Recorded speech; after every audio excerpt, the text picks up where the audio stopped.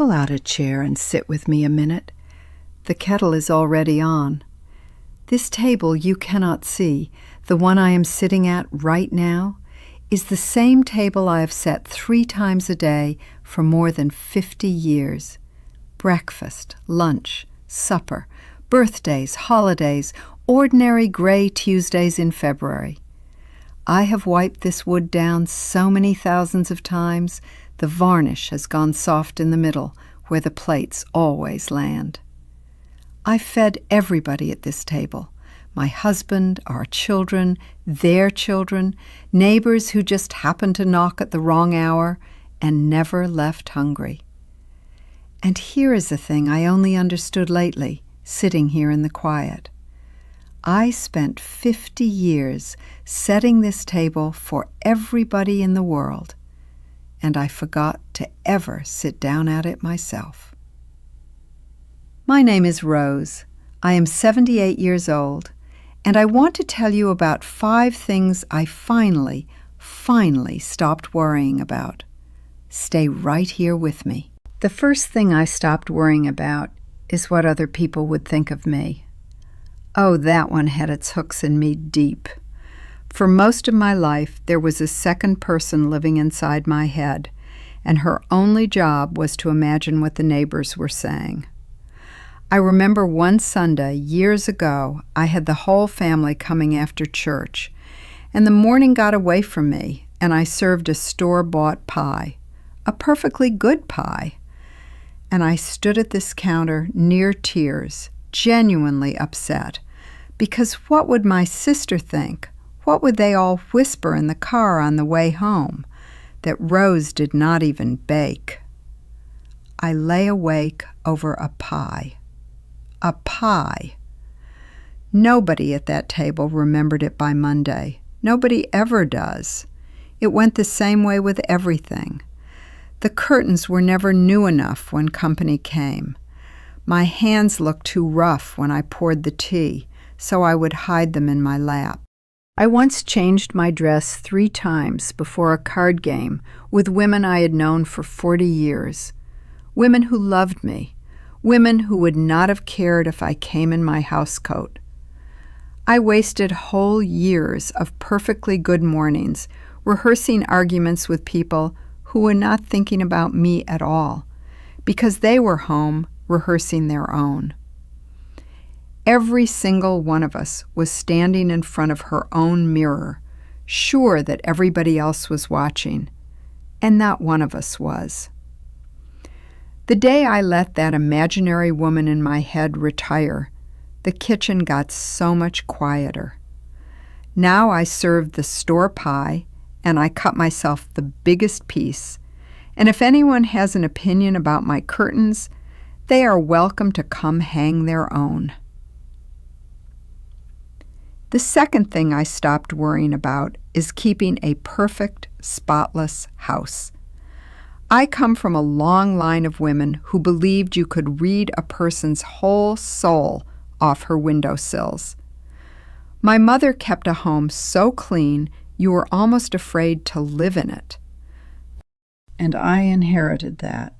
For decades I chased every crumb, every fingerprint on the glass, every toy left in the hall, as if the dust were coming to take something from me.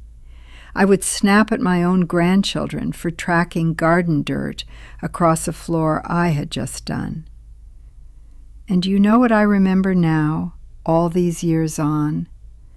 I do not remember a single clean floor, not one. I remember Tommy, my grandson, 6 years old, standing in that doorway with 2 fistfuls of dandelions he had picked for me, those weedy yellow ones, roots and all, dirt raining down off them onto my clean tiles. And I scolded him about the floor. I will carry the look on his little face longer than I will ever carry the memory of any mopping. The dust always comes back. The boy with the dandelions came only once. These days, my house is clean enough and no cleaner, and there is a jam jar of weeds on this table more often than not. The third thing I stopped worrying about is having more money than I actually need. Now hear me right, because I am not a foolish woman. We were never rich, and I know to my bones what an empty cupboard feels like. We went through a stretch in the 70s where I stretched one chicken across 4 suppers and called the last one soup. So I am not telling you money does not matter. It matters terribly when you do not have enough.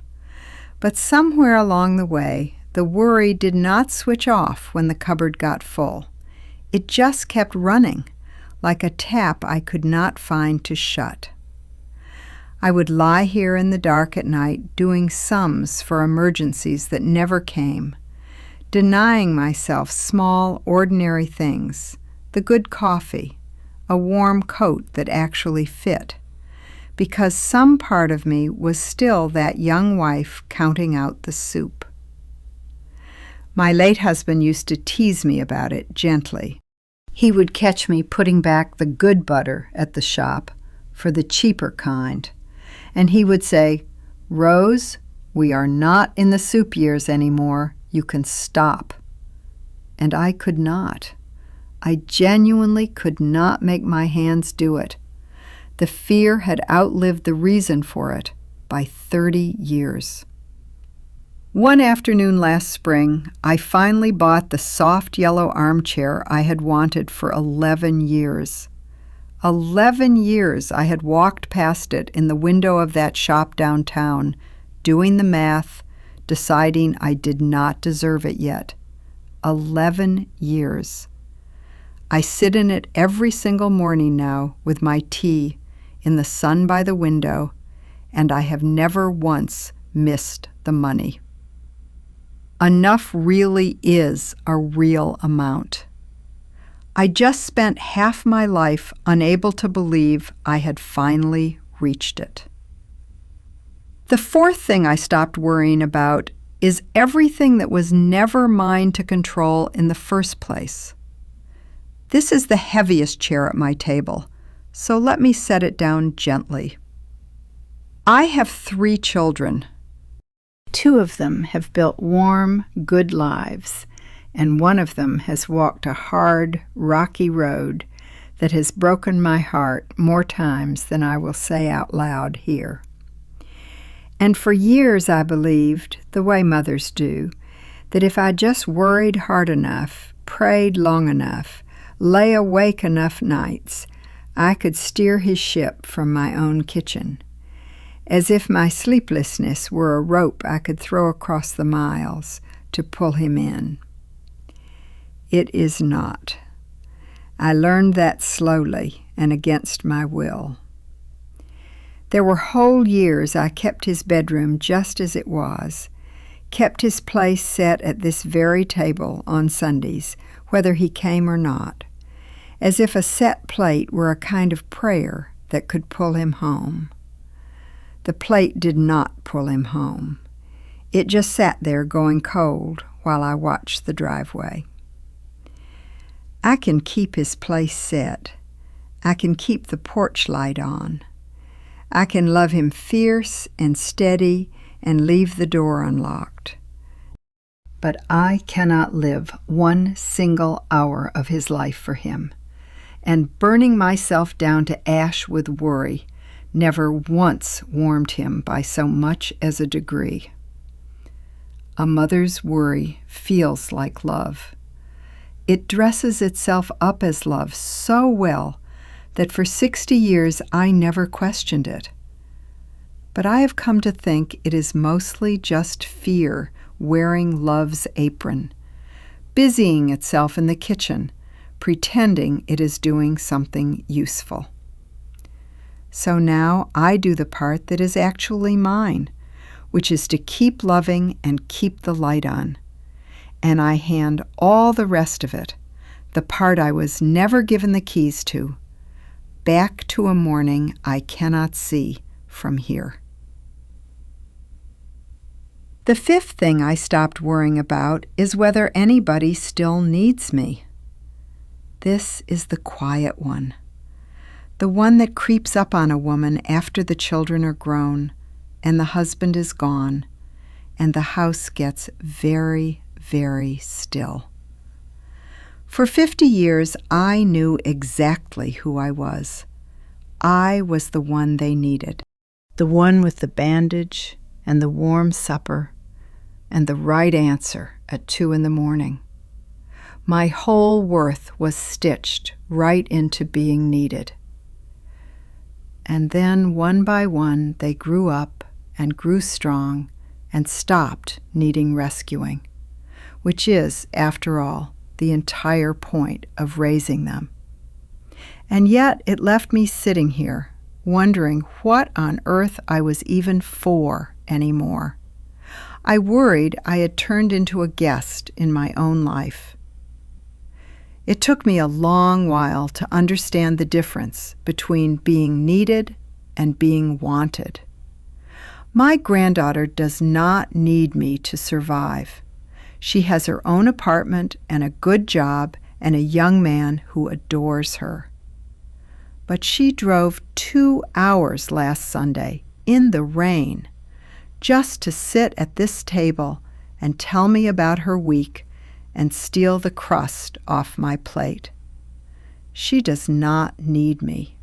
She wanted to be here. She sat in that chair right across from me, the one you are sitting in now, and she put her cold hands around my warm cup, and she talked for 2 hours. And when she left, she said, "I just like it here, Grandma." That was all. I just like it here. And I will tell you, being wanted is softer and warmer than being needed ever was. Needing wears a person out on both ends. Wanting is a gift that gets handed freely. And at 78, I have finally learned how to just sit still and receive one without leaping up to put the kettle on. So those are my 5. What people think of me, a perfect floor, more money than enough, the things that were never mine to hold, and whether I am still useful to anybody. 5 things I spent the best part of 78 years gripping so hard my knuckles went white. And I set every single one of them down, and not a single one of them was ever worth the grip. And here is what I see now, looking down the whole length of this long table. Every one of those worries was a chair I left empty. I was so busy serving the people I love and bracing for things that never came that I never once pulled out a chair and sat down in my own life. I set the table for everybody. I just forgot the cook gets to eat too. I am not telling you to stop caring. Lord knows the caring is the best of us. I am telling you there is a difference between caring for the people at your table and worrying yourself thin over a table that is already perfectly fine. The worry does not protect anybody. It just eats the supper while it is still warm. So if anything I said landed somewhere true in you, do an old woman a kindness and pass it along to someone you love who is wearing herself down, keeping everything perfect for everybody but herself. And then come back and tell me, down in the comments below, the honest truth. What is the one worry you are finally ready to set down? For me, it was that store-bought pie. For you, it might be something far heavier. Either way, pull out a chair. There is always room at this table, and the kettle is still warm. I will keep your seat. Come back and see me soon.